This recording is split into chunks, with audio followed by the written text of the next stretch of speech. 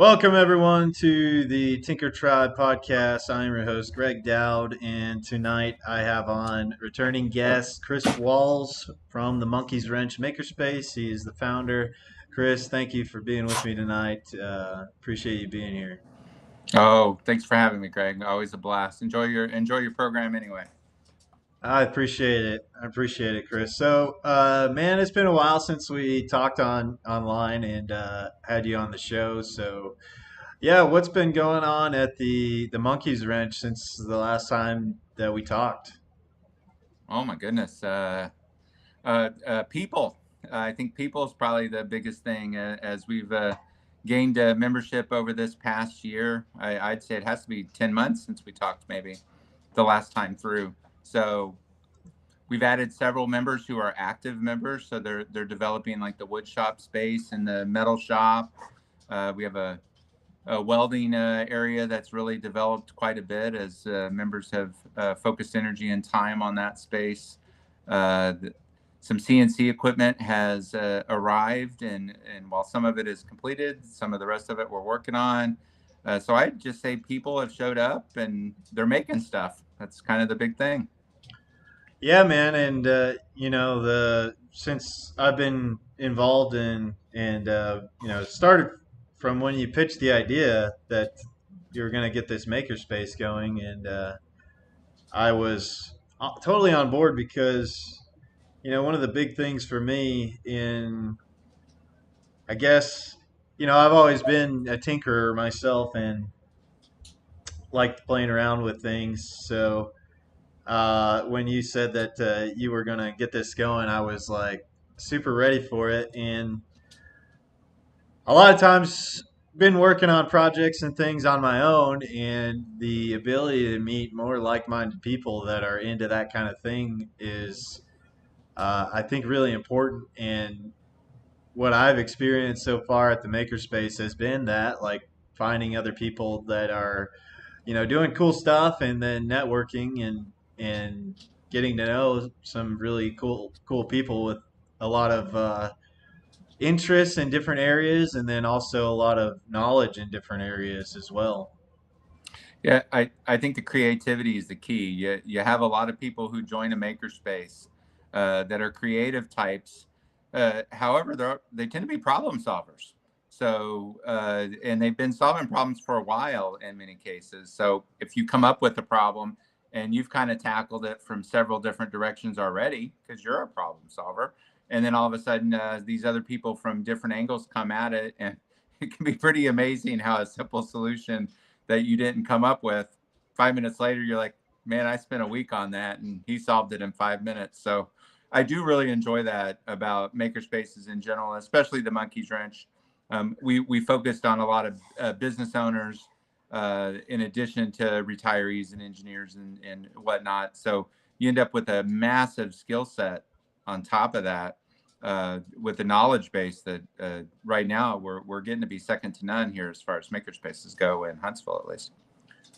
Yeah, man. I mean, just John there in the electronics lab, Mm. he blows my mind every time I go in there because he's always teaching me something new about like computers. He had like this whole thing on where he could bring in old. I mean, he's got the thing that can convert the VHSs to digital stuff, but then he was also showing me that he can log all the air traffic in the area based off of I guess the signals that are sent from the aircrafts and all that Right. kind of stuff. He was showing me that, and then he's got like this microfilm thing that he can look at old microfilms and like anytime I have a question about electronics, like John is the guy I talked to. We tried to well the last when I was last there, I was like, "Hey, John, I want to create cymatic patterns with sand. Can you help me figure out like a frequency generator or something like that?" And he was like, "Just like everything, there's an app for that." Right. John brings in a neat because he can do the new and the old. Uh, so he'll know how to do it the old way and really enjoys finding old technology and bringing it back up to speed. But he also knows, hey, there's an app for that that makes it a lot easier. Yeah, basically in like probably about 10 minutes, he was able to find me Yep. an audio jack and then like a set of speakers. And then we did like a basic little test to see if something would work. And then figured out that I need to buy like a little transducer thing so that I can like transmit the sound directly on a piece of something really solid is like the Right. more solid, the better to be able to do that kind of stuff.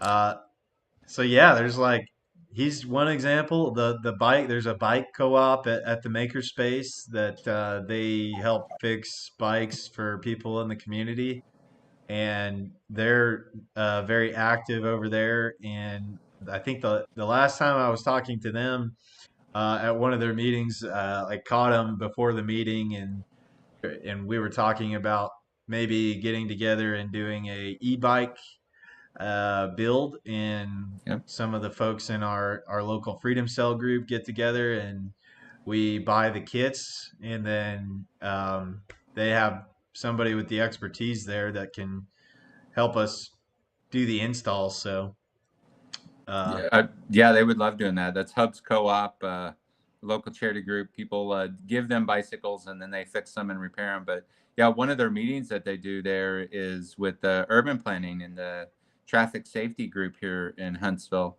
And they're able to find out which areas need better development for bike safety, which also tends to work out for pedestrians too. So you're making your city a little bit more walkable, a little bit more bikeable, which I think is a win overall. yeah, I've heard a lot of their stuff in there. I guess they're going to the local city council. I've even seen some. Mhm. I've seen some reports on the local news about. I believe they featured one of the guys from the Hubs Co-op on the news there, talking about what they're doing in their efforts to make the city more bike friendly. Doing a wonderful job. We enjoy supporting them there. What it means for the Monkeys Wrench is not only do you get that community and that relationship, which bicyclists they come from all different groups too. So you're getting this extended network that know about the Makerspace, and several of the bike people are also members of the Monkeys Wrench. So they're kind of double dipping.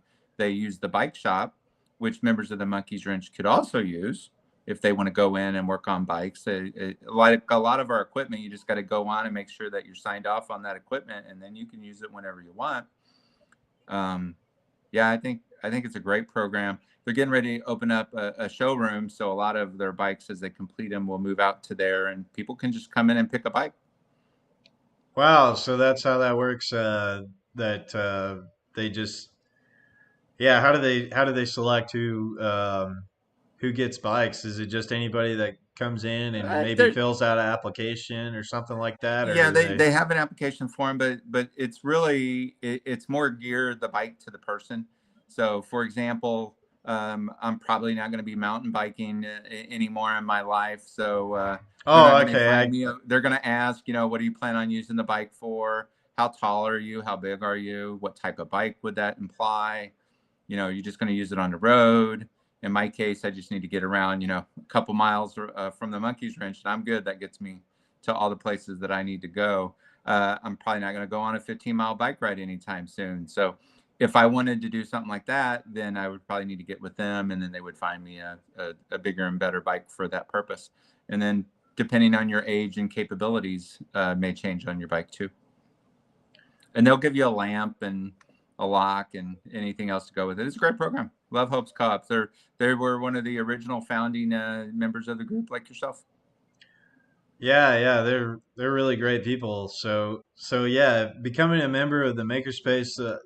So basically, how it works, right, is like once you become a member, then you whatever area you want to use and the tools that you're wanting to use in that area, you have to find the like authority having jurisdiction of that area or whatever.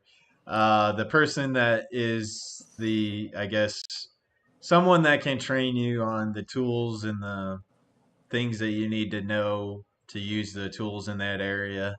Um, would you say like that applies to like all the stuff, like the electronics stuff and all those areas, like you need to find that person that's in that area to kind of give you some guidance on how to use certain things. Yeah, and there's a few reasons for this. A lot of the equipment is owned by the individuals that are just sharing that equipment. So, say you got a $5,000 tool and you bring it in and allow somebody to use it, you want to make sure that they're using it properly. It's a $5,000 tool, and you may have a tool that you bring in that's worth $5,000. So, same sort of thing goes for that. So that's the first thing, is we don't want to be damaging people's equipment. Now, they brought it in to be used, so it's expected that people will use, and things do happen that, you might break a blade or something like that, and in which case members would kind of get together and help solve that problem.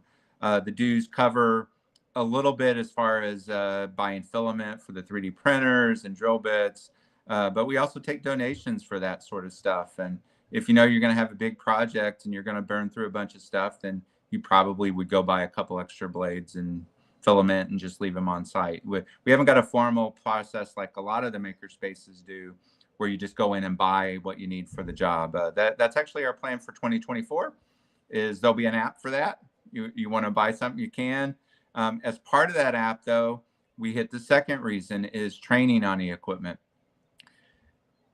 We are pretty fortunate at the Monkeys Wrench that we have a lot of very capable people there. I mean, they really know how to use a lot of different equipment, and they're good at their expertise level with that equipment. Um, and they're probably really good at figuring out equipment. There's a YouTube for that or whatever. They'll go look that up. But we kind of want to skip that in a little sense, in that we want the committee in charge of that room. So there's a wood shop committee, which is Chris Wells and Dan Cummings at this point. And if you want to go in and use the wood shop, they kind of want to give you a tour of that and go through, this is our equipment. Maybe we have a safety feature on this. I'm thinking of our table saw, where if it cuts off for whatever reason, say you overpower it and the breaker flips, well, there's an actual kill switch on the bottom that you would have to know to go pull to turn that back on. Yeah. That way, if somebody did it by accident and had not received any training, they're not going to be able to turn that back on, because they've obviously done something wrong, and we need to have a talk. Now, sometimes you don't do anything wrong and things shut off, but there's that. And then I guess thirdly is we want people to be trained up as much as we can. So that's part of what I'm going to be doing in 2024, is putting together training programs on the equipment. And I'm going to kind of divide that up, I think, into three categories. MIT kind of put together this list for me. One would be simple hand tools. So that gets into what you're talking about, like an oscilloscope and a soldering iron. Maybe not a soldering iron would fall, a drill, a hammer and all that stuff. We can't assume people know how to use those properly. How many times have you seen somebody use a battery bandsaw wrong? A Yeah. bandsaw can eat you alive. So we're going to go over how to use those correctly, and then we'll move up to 110 power will probably be the mark, and then 220 power. And then special equipment like welding, you would have to get with the welders to sit down to go over the welding. And all this is just intro stuff. And you know better than some. Sometimes we get some basic knowledge of stuff, and maybe we get a little ahead of ourselves. We can build a mailbox, but we're not ready to put a boat in the ocean yet.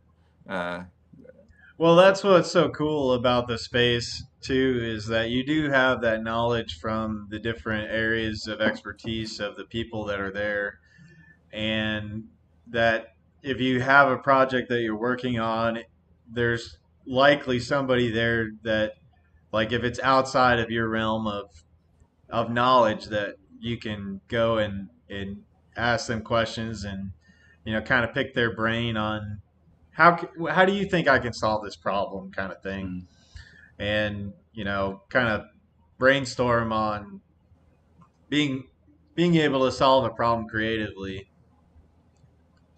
with all the resources that are there. So I think that's a really cool thing. So you mentioned a little bit about the welding area. I know that's somewhat of a new space there at the Makerspace. Is this whole metalworking area, and one of the guys over there, I guess that they part. part of the why that exists is that they're going to be like rehabbing structural or like building structural metal components and things like that, and that's part of that space back there. Um, and they got a lot of different stuff for being able to do that. Maybe you could talk a little bit about maybe the capabilities that they have back there right now. It's pretty impressive what Nate and MJ have put together in a fairly short amount of time. I would say 3 months. They built out a complete welding shop, set it up as a MIG welder originally, but now we've added TIG function to it this month. So you can do it, and they'll show you how to weld and get you started. Um, and now we have people welding out there every week. Their structural business is interesting as buildings go through inspections and so forth.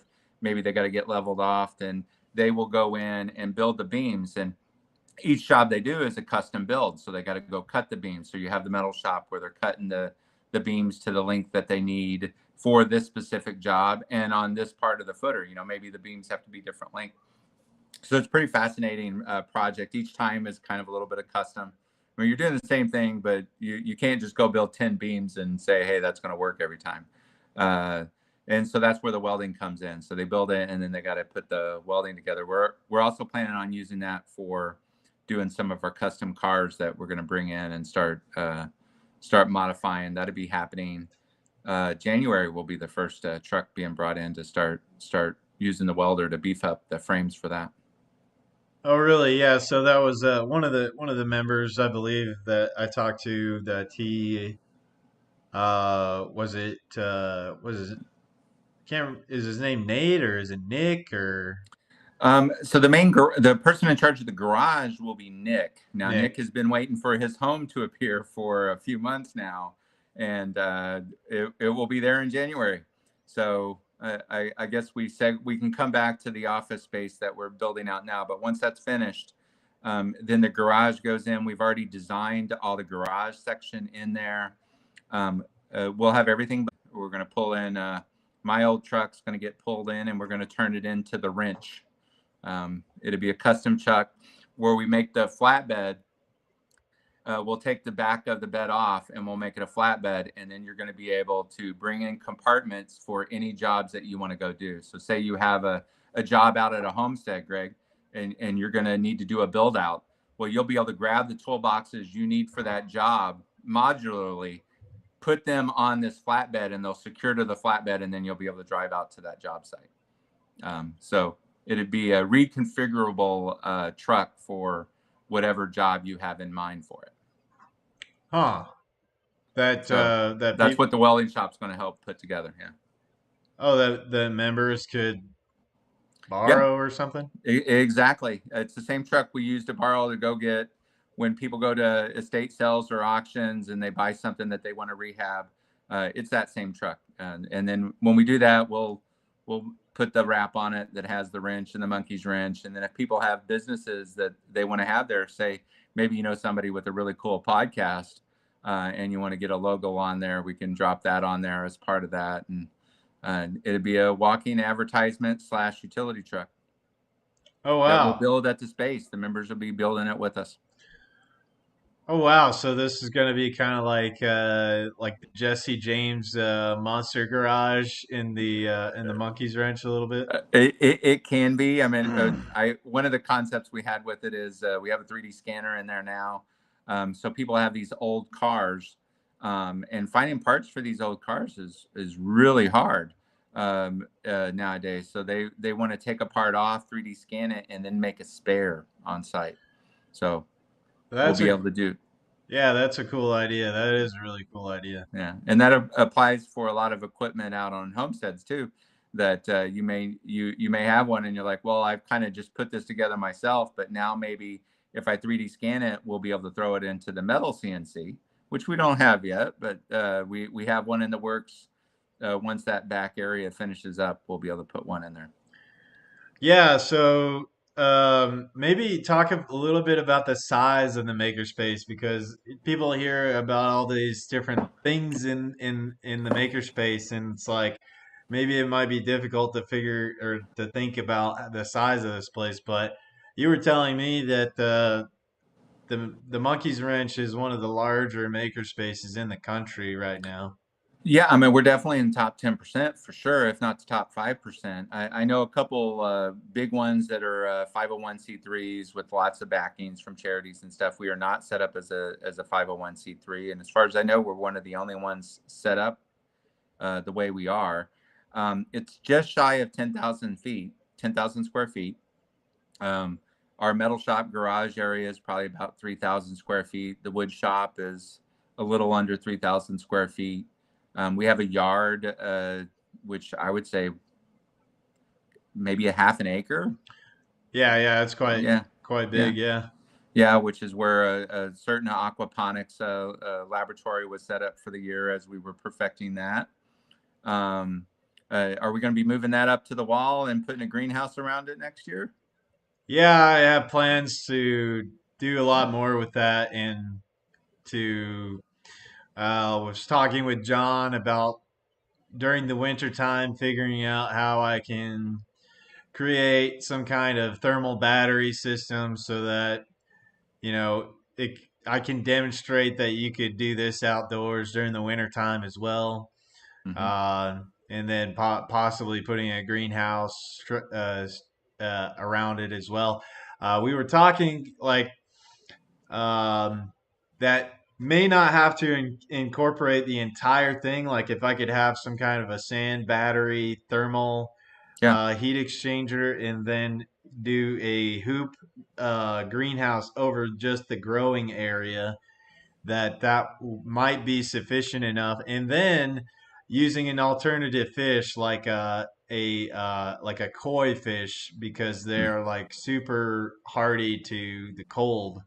So we have Nancy on the live. She said she's hanging out and listening to the live stream. So I just Hey, want to Nancy. shout out Nancy there for hanging out with us. Um, so yeah, yeah, I've got plans on being able to make this thing so it's like 365 days a year, kind of a Right. growing system, and learned a lot of lessons through the season, through the summer on the system, things that can be improved. There's lots of improvements that can be made, more automations. Um, One of the big things that I ran into was that I was consistently losing water, and I believe it was a couple of things that were driving that.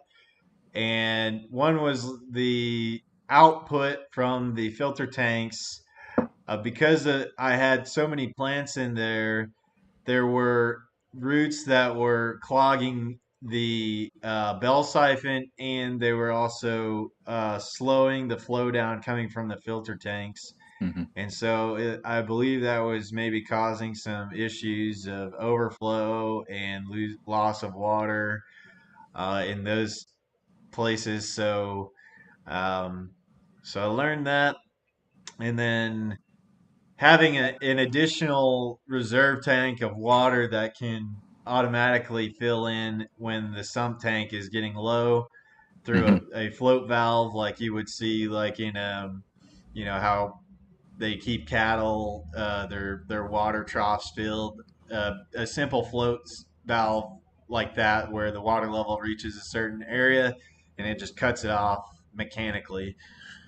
So, yeah, definitely lots of lessons learned from setting that up out there at the makerspace. We had to put shade cloth over it Yeah. during the summer so it wouldn't get too hot because it was starting to fry some of the plants. So we had to get that going, and then Chris Wells from the wood shop helped me out a bunch with that with our previous Boy Scout experience and Mm-hmm. understanding how to tie knots. So Right. we set up this big shade cloth I had that I brought out there and got that going. And so, yeah, that's been a really fun experiment. This first prototype of this system to have out there at the makerspace and be able to use all the things that are available to me out there at the makerspace. It definitely made it like a lot easier to have that area to work with. and be have access to all the tools and everything out there to make that a reality, because it was a project that was on my off grid property for a while, and then I didn't have all the tools down there to kind of help me complete that project, and so yeah, we hauled it. I hauled it up there, and then got it mostly finished at my parents' house in their garage, and then hauled it up to the Makerspace and was able to complete it. And I actually kind of did like a live build during one of the I think it was the Hubs Co-op did an event where they biked around that Yep. area of town, and then there were several people that were able to come by and see me build as I was building the rest of it out. So that was a lot of fun. Yeah, and I think the next prototype 2 and 3, we want to make a little bit more as a kit. So Yeah, as we get the design, now that we have the design a little more hammered out, we can say, hey, if you just want to purchase the drawing, it's all been worked out. You can go build it on your own if you want. But if you want us to get all the pieces and parts together, we can build you a kit to order. yeah, Um, and then I almost want to say the third level of that would be if you want to just come to a class, we could put together a class and say, hey, you buy the kit, and then we'll sit down and help you build it. Uh, your dilemma there might need to be to get it to your house afterwards, but we have trailers that can probably manage that also. They yeah, can be yeah, heavy if you got enough wood on them. yeah. It's once that structure was built, it did take uh, with the dolly, with a good dolly, you can with two people, you could probably move it into the position that you needed to get in, needed to get into. But yeah, that's the structure once it's complete is fairly heavy. And then once you add water to it, it's not, Right. wherever you're setting it is where it's going to be Right. for a Yep. while. I agree. I agree. And the Yeah, rock, you got the rock and the water. yeah. Yeah, That that's a good example of use in the yard, and then I guess to continue into the main area there, we have just shy of 4,000 square feet there in the main area, and then the main area is broken up into several labs. We have the Hubs Co-op group is in there. We also have the electronics lab is getting put back together, which is where we're getting ready to build the 4x4 CNC machine that David is putting together. He's going to help teach me how to build that, and then we're going to teach people how to use one. We have a smaller one of those that we're playing with now. That if anybody knows how to use one, come in and give us some lessons. Although David is pretty up on most of that stuff. So the electronics lab, we can do circuit board build outs there. Lots going on. Robotics lab kind of goes off of that. We want to do robot wars and build robots for that in the same area. And then next to that is John's Media Lab that you already talked about a little bit. Super excited about the Media Lab.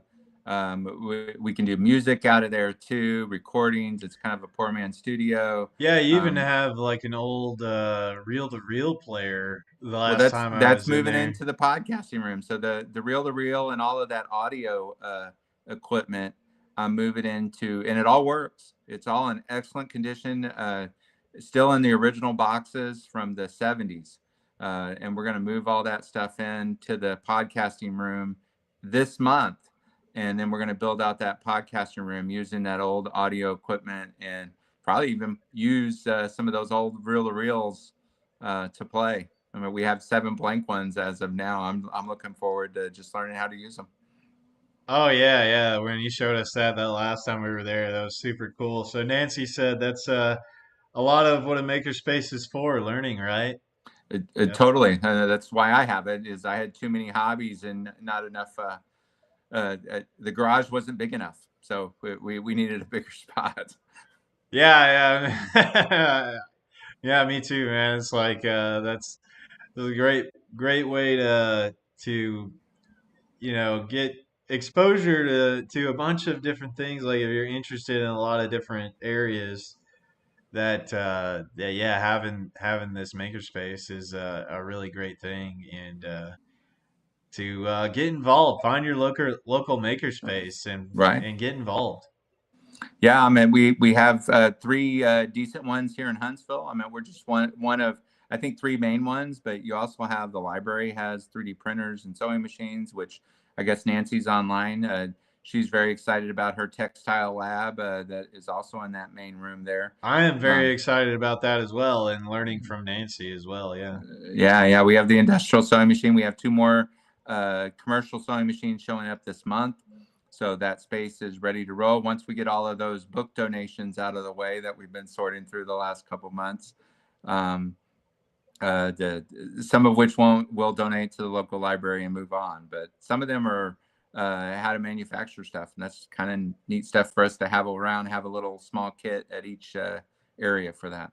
Now you have a very interesting background that you uh, told me that you went to college for like becoming a historian, and in a way, what you're doing at the Makerspace is preserving some of this technology that is some of the older technology, and kind of putting it on display, and kind of becoming a curator of some of these technologies and things at the Makerspace. So this is freaking awesome, Greg. So what happened just this month is Hayden, he's my middle son. He's in college down in Tuscaloosa, Roll Tide, and he's Wrote down that. there. He's down there.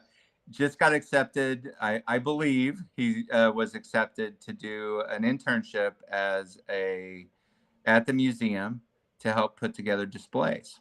So I'm living vicariously through him at the moment. And yes, I was going to school to essentially be a museum director, archivist. I wanted to take care of all of the old stuff. I still may do that, actually. I'm thinking about going back for the grad degree on that next year. Always be learning, right? Yeah. And as part of that, that what I just found out last week, I haven't actually had a chance to go by. It's on my agenda this week. Is guess what the local space museum is adding to the museum? What? A makerspace.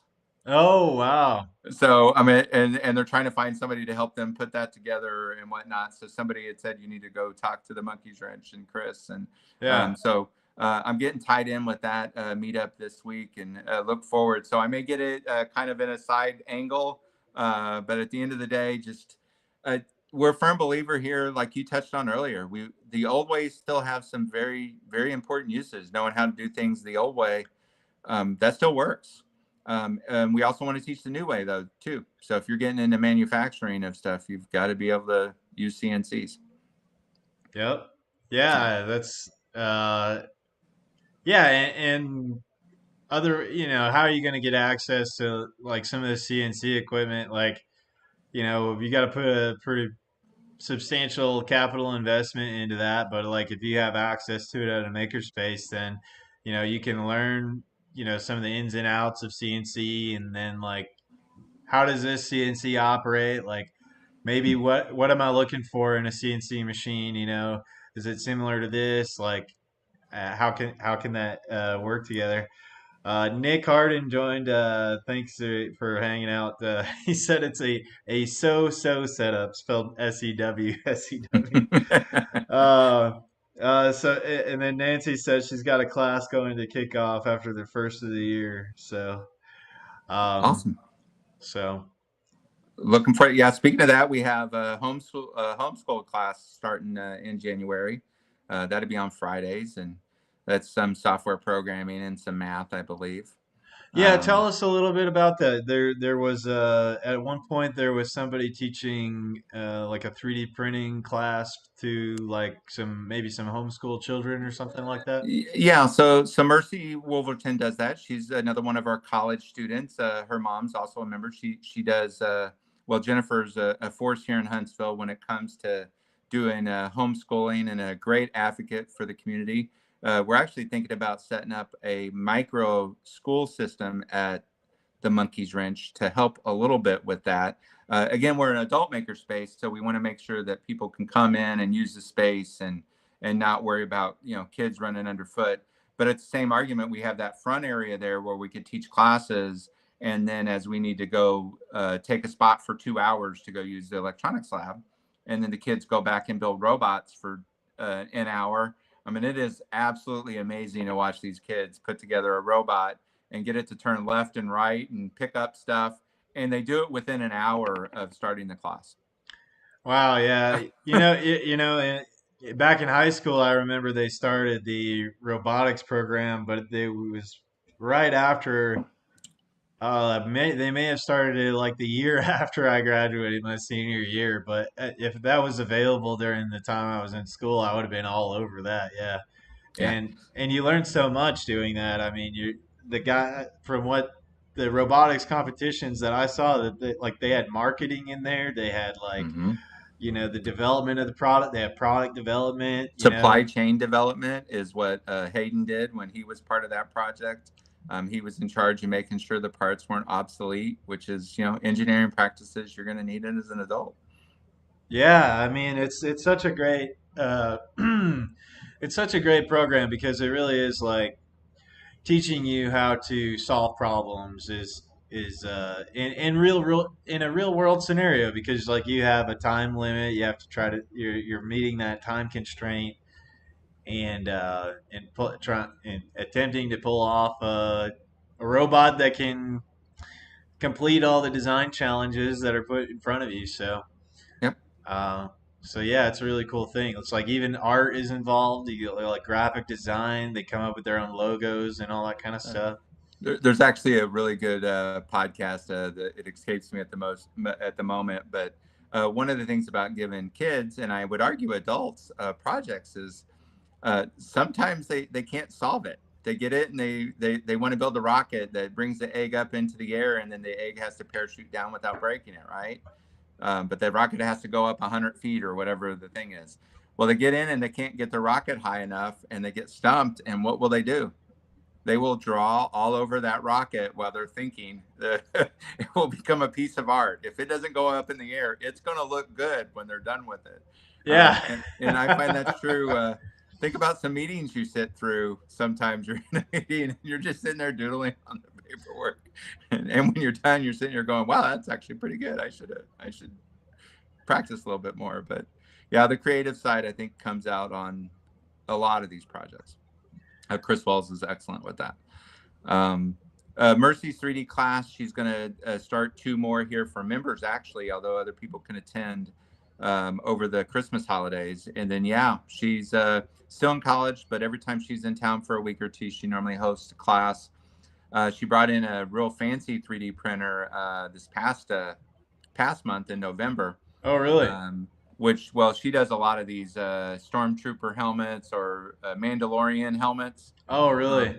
And then the printers that we have now, she would have to do in sections. But the one that she has now will do, it was like a 26-hour print for 2 or 3 different prints. Oh, wow. That she would have to do to build one helmet. And now she has a 3D printer that I think will build the whole helmet in 5 hours for her. No kidding. So wow. You and I aren't allowed to use that one, Greg. We've got to learn on the older ones first. But she's going to be teaching people how to use those so they can graduate up to that one. Wow, yeah. So yeah, I know a few styles of printers. Like one is called a Delta printer, Yep. and it has like basically it's like 3 arms that come down and kind of change, and it has basically you can go. It has a very tall print area, and then like you can have a pretty large print area at the bottom. Wow, that's really neat that capability is there now as well. It's been a while since I've been there, man, because I've been out of town traveling quite a bit. I had traveled to Texas to see a friend recently, and then had another event that I went to out of town in North Carolina. And then before that was traveling to the Self Reliance Festival and camping out there and kind of had a lot of different. I've had a lot of different things going on in the past couple months, so I haven't got to get out there as much as I want to. But yeah, maybe Well, we missed you, Greg. We missed you. I know, man. I You was were going a there fixture about there in the every evenings. I was going there about every afternoon there for a Yeah. while.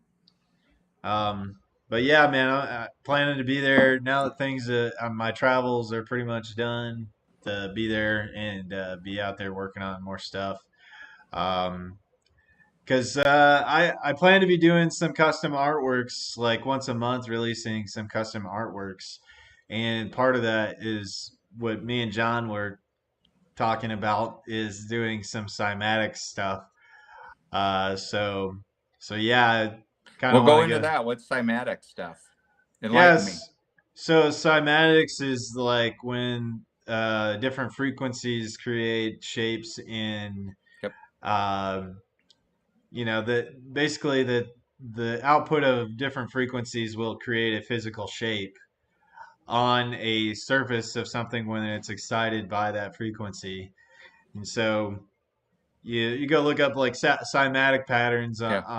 on YouTube or whatever, and they just make like these really interesting, cool structures and shapes. And so that it just kind of gets you thinking about like a lot of things about our the nature of our reality in myself particularly on how all the sound can influence your surroundings and physical reality. So uh Well, just thinking about in the cities now with all the sound pollution and light pollution, people not realizing the impact that has on their own stress levels. Now you're thinking of it from an art standpoint, but that impact on us already shows you that there is an impact on our environment. It's not always good. Um, yeah. so I'm sure as you get learning more about that, you're going to see. I bet Nancy actually would have some information on that. She actually deals with some of that issues, but um, yeah, the sound is. I know they do it for earthquake proofing because the way that it comes up through the fault lines and ripples through the ground isn't so much sound, but you get what I'm saying. These waves have an impact. Oh yeah, yeah, Yeah. definitely. You, Yeah, so things like that are fascinating me, and yeah, mhm. I have like I just fired up this little laser engraver that Oh yeah. yeah, I got this machine. It's like three machines in one, Huh. and part of it is this laser engraver. And what I found out that I can do is I can take an image and import it into the laser engraver, Right. so I can basically like black and white shift the image, Uh-huh. and it will burn into whatever I'm engraving, the image that becomes inverted into the black white scale. So that's where like the fun things can do. Like I'm not much of an artist like drawing wise myself, Right. but if I could capture a photo or do something kind of interesting that's maybe not something that you might see all the time, that maybe I can take those photos and then import them and do some cool artworks using this engraver to kind of make it like the artwork of the month or whatever. Yeah. Yeah. And you jogged another bell when we're coming about these engravers and the 3D printers and even the CNCs. Is AI is going to be here really, really fast. And pretty soon, a lot of this stuff that you have to figure out how to do, you're just going to talk to the AI and say, "Hey, I want you to go do this," Man, and it's going to print what you want, and then you're going to look at that print, or it's going to give you the image of what you want, and then you're going to be like, "Oh, okay, well, change this a little bit," and then it's going to do real life changes. And I'm telling you, Greg, this is within 3 years. This is going to be reality. This is not that far away. no, I totally get it because yeah. So Nancy asked, is what I'm talking about is the input from the computer? So yeah, yes, yes, in a way, because I'm taking a photo with something. I can take a photograph, a digital photograph, and then save that as a file from the computer, and then import it into the software for the engraver, and then it'll do the shift for me. And so basically, like any photo I could do, but going back to what your point there is with the AI, there was one of the guys that became a member of the Makerspace is totally into AI and what he can do with AI to create art. And he showed us that he could make a whole movie trailer Yes, using these different AI tools and basically editing the trailer together so that it looks like it's a seamless with the music in the background and everything. I believe was all generated by AI. he did it in 10 minutes. It was amazing. It was 10 minutes. Yep. uh, Yeah. Now, don't get me wrong. AI has a little ways to go to replace creativity, but enough people have been playing with Chat GTP now that you're already going to see that coming up with the draft, which sometimes is the hardest thing to do. They're already good at that, and then you still have to go in and make sure it's correct. I think you're going to find a whole bunch of people relying on that to do their jobs, and it's not ready for that quite yet. Well, it's funny. Uh, It's funny you mention that because the last at this wedding, it was two engineers getting married, and so one of yeah, my buddy's a mechanical engineer, and his wife, his now wife, she works in artificial intelligence, and so they the ceremony was written.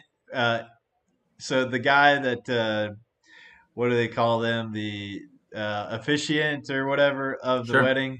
He had AI. He had ChatGPT write part of the wedding Hmm. like ceremony thing and Right. talking about the bride and the groom.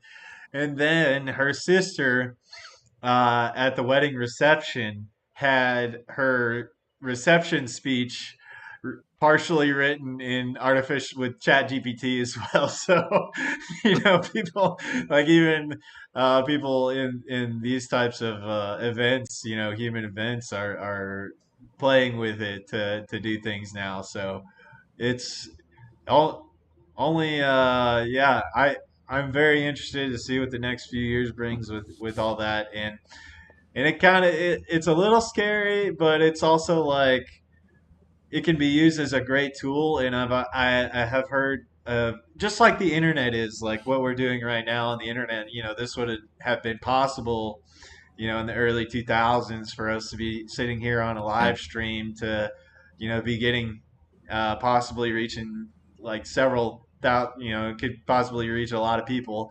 Um, and now we have this tool at our hands that we can use, and I think a lot of the fear about some of the technology, I still want to be skeptical about a lot of the technology, but it can be used as a great tool Hmm. for folks that want to create some kind of business, be basically an advertising for that business and to get a message out, to put out art. There's so many capabilities that uh, we have now using this technology that can enrich our lives.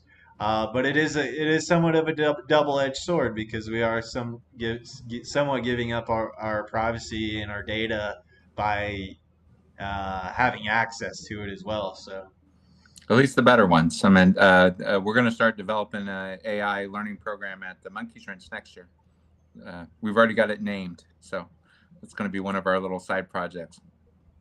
yeah, yeah, that's really cool. So so is this going to be like your AI assistant at the Yeah, Makerspace or something absolutely. like that? It'd be the one that starts tracking who is certified on which equipment. You know, do you have permissions to use it? Um, we want to set up augmented reality through the facility. So ideally, when you walk in the door, you could either grab your headset or if you have your own Bluetooth into the AI, and then say, hey, I need access to the band or table saw, and then it will highlight a route to the table saw that you are permitted to use. Or you get there, and then you're going to be able to click on the menu and say, hey, I want to do this project. And it will tell you which videos that maybe you need to watch first, or if you need to go get certified by Chris Wells or somebody, hey, you need to get signed off on this piece of this first. And then it will walk you through the project. So if it's any of the normal projects that we've done, like building a mailbox or a toolbox or any of the 20 tables or chairs that we already have made at the place, it can walk you through those builds using the headset to do that. So that's where we're getting, and I really don't think we're that far away from that. Augmented reality is fairly easy to do. Wow, I did hear that you talked about that, and I didn't know the full vision of what that you guys were talking about there, but that's really interesting. I'm settling down my vicious attack animal here. Oh yeah. She's guarded me from the poodle that walked down the street behind us. Oh yeah. Yeah, Yeah. no worries. Yeah. Yeah, so there was another portion of the makerspace that maybe folks didn't get to hear about last time. I know I saw. I think Nate was over there working on this area that was going to be kind of like a office space in there. So yeah, that's going to be the true co-working room. We're not really set up as a co-working space the way that it was kind of identified in the last 10 or 15 years. You know, a co-working space ideally was going to be a bunch of businesses and offices that got together, and then they had a community area where they could meet and work on projects together. I find, at least in Huntsville, that didn't work out well because people would go to their office and then stay there, and they wouldn't come out and co-work with anybody. So I don't like the term anymore. You know, to me, a makerspace is actually a co-working space. You're out there together working on projects. People come at, hey, what are you working on? And then they end up sucked in and helping you for 6 hours, and you didn't even ask for it. And they're actually a help. They're not a hindrance.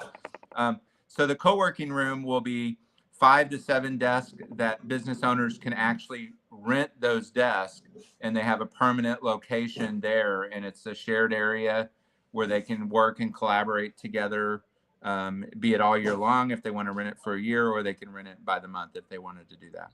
So say they're in town for 2 or 3 months on a project and they needed a desk, and that comes with the 2 memberships with the Monkey's Wrench and all of the bonuses. You get internet, you get security. You know, we have the printers, which are pretty fancy printers that people don't even use half of what they do. Okay, great. Yeah. So So that's like a co-working area, which Nate is pretty much finished. The flooring goes in on that this week, and we'll probably have the walls, the cubicle walls up by the weekend. It's a matter of how coordinated are we going to be able to assemble those cubicle walls. That might exceed some of our skill level. We, we can build things from scratch, but putting together cubicle walls, that's a whole new level of ability. So oh yeah, that would be handled no problem. yeah. Uh, yeah, so Nancy reminded that there's also a chemistry area. Yep, we were getting to that as we walked around past the textile lab. The chemistry lab is it.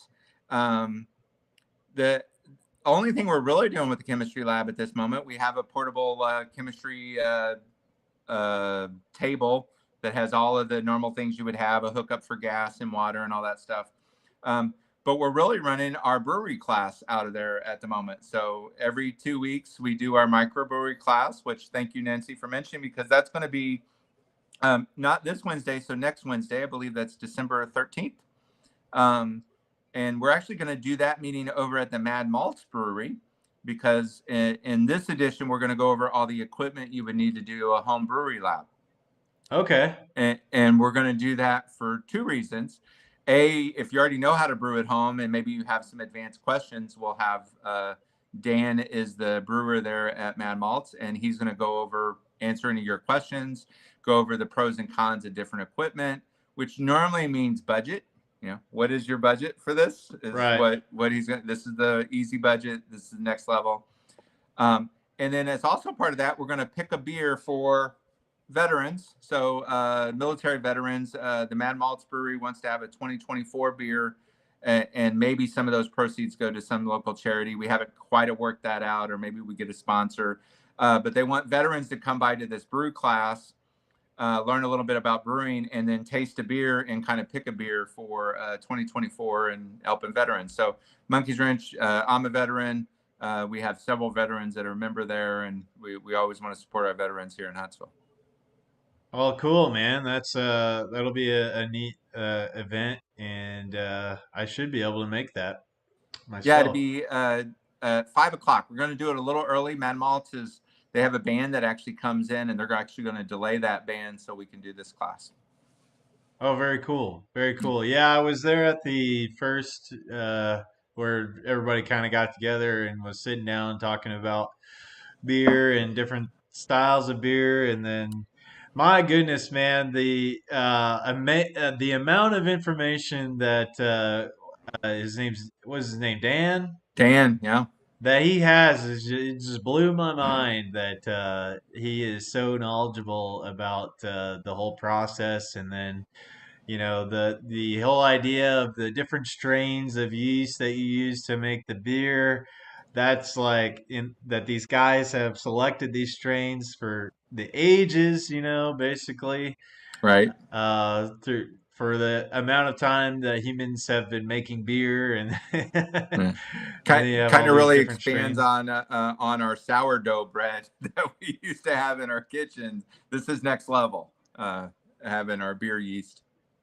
Oh yeah, yeah, it's totally fascinating. It's really very very interesting stuff when you get down to it, and that whole process is very fascinating. So yeah, there's lots of stuff going on at the Makerspace. So maybe how can people get involved with the Makerspace? How can they Well, find we're at 1317 Virginia Street.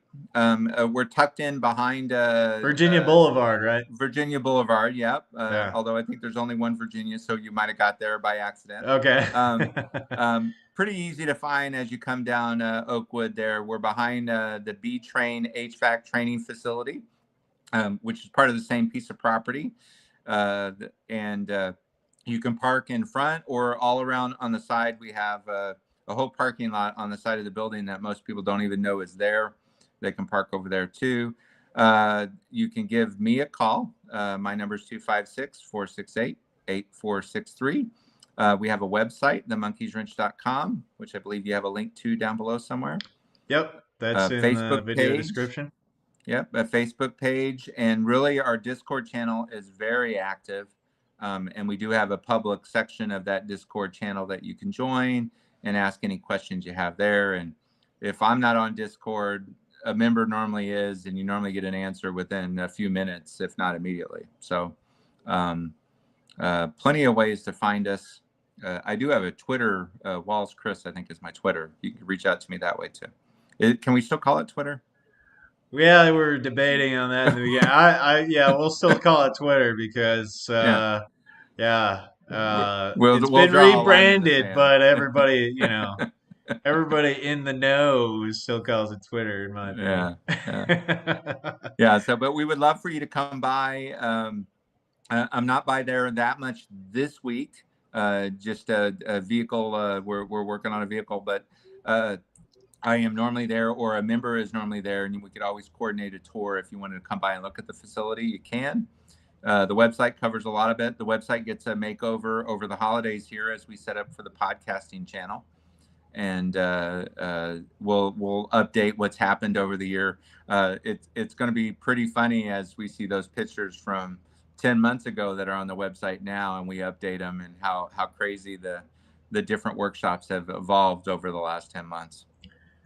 Yes, yes, and I think that that is the the cool thing is like if on the website there's sections or blog posts by maybe the different members, and could you talk a little bit about like the tiers of membership that you have, maybe some of that Sure, real sure. quick? So we have a personal membership. It's $90 a month or $900 a year. If you pay up front for the year, then you would get 2 months for free. Is essentially what it is. It's a worthwhile perk, is the way I wanted to set it up. And all of that's just to pay for the bills. Eventually, once we have membership up to about 70% of revenue for the building, we're going to switch over and become a 501c7. Which makes us a not-for-profit, and we're just a community that does this, kind of like a airplane club or any other sort of club you might have heard of. Or PTA clubs can be a 501c7, golf courses, tennis clubs, that sort of stuff. We would be the same. So the memberships kind of drive the space. So that 90 a month is for personal. For 100 a month, you can have a business there. And the key with the business is if we print any flyers or as we redo this website, we're going to be adding the business logos down to the bottom. And then you have more things that will happen as a business that you could gain as a perk. We've added mailboxes if people want to purchase a mailbox and have their business address there, they can. I really don't mind if somebody wants to have their personal address go there too. Maybe you want to keep a present away from your mom or something. Um, I know my Amazon account, I get my presents at the house sometimes, and I think that's awkward. You know, you want to Yeah, have a yeah, I spot. Yeah, see it. Yeah. yeah. Yeah, you shouldn't do it like some of the members do it to ship all of their car parts to the Makerspace, so their spouse doesn't know how much they spend on car parts. But that might not be the best use. But a mailbox, if you want to rent one of the desks, that's going to be $350 a month. But that comes with 2 memberships and 24/7 access with the place, and same sort of business perks as you get with everything, and it includes the mailbox. Because normally, if you're going to get a desk, you need a business address as part of that. I think that's it. We do have a discounted one if you are a veteran or a first responder. So police, EMT, you can join as $50 a month. I also offer that to students. Um, we have 1 or 2 groups that join that actually just meet there once a month, and I offer them that rate for that if they just need a spot where it's 30 people that need to get together and they're sick at meeting at Greg's house each time. This gives them a better spot for that, and there's no reason to. They're not using the facility other than that. But if they're going to actually start using the facility, then they would need to upgrade that membership to the $90 a month.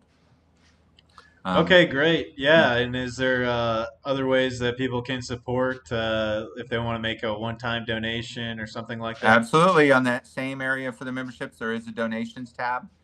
They could always come by and drop off equipment and gear and stuff. That's another way to help us out.